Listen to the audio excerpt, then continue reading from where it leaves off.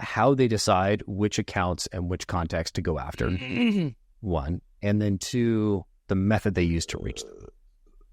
And so let's start with how they prioritize their accounts and contacts, and then we could talk about method. Sound good? Yeah.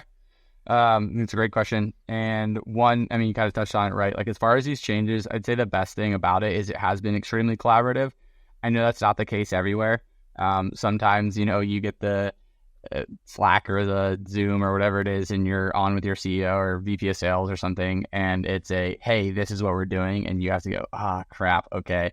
This is a like full-on collaborative effort between myself, our head of ops and strategy, George, our head of marketing, Ryan, our CEO, our COO, like all hands on deck. Let's figure it out. So like that, I think, again, just allows me to be more confident and comfortable too, because it isn't I'm being told this is where we're going and not having an input. It's like a group effort to get there.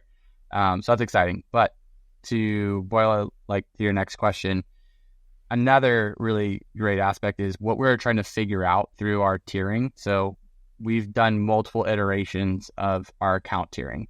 And again, that's changed 3 or 4 times since we first created it. The first stab was like one of the first things I actually did when I came over to Mosaic. And that was, again, looking at the data of who are our customers that are good and happy and successful and not, trying to churn. And we're looking at their, series fundraise, their employee size, their geo, their tech stack, their, all these other information that we're getting from Clearbit and whatever else, Crunchbase, and building that tiering. And if you look at that tiering now, and it is actually fun, I do it sometimes to just kind of laugh and also just pull away whatever hypothesis I can. Look at the tiering from there to what we changed in 2022 to which we changed in 2023 to what we just rolled out a few weeks ago for 2024. It's all across the board. It's changed everywhere. Like what was a tier 1 then is a tier 7 or 8 now. And you see them flip. Even the 2023 to show how like you are making iterations, but there can still be drastic changes. There are tier 1 accounts in 2023 that are now tier 8 in 2024. And vice versa. There's tier 7 accounts from 2023 that are tier 1 accounts now. And it's like, what changed in that year? Well, a ton. So we are constantly re-tiering our accounts. And once you have re-tiered those accounts, there's obviously the prioritization of like a tier 1 is hopefully better than a tier 2, but it doesn't necessarily mean that. It just means it has the signals to say that it's better. But in reality, there's so much nuance and gray area within there that like there might be a tier 4, tier 5 that actually has like intent signals that make it just as good, if not better than a tier 1 account. So we do have our tiering on each account, but we also prioritize based on triggers that are not like pulled into our Salesforce instance. And what I mean by that is a new hire.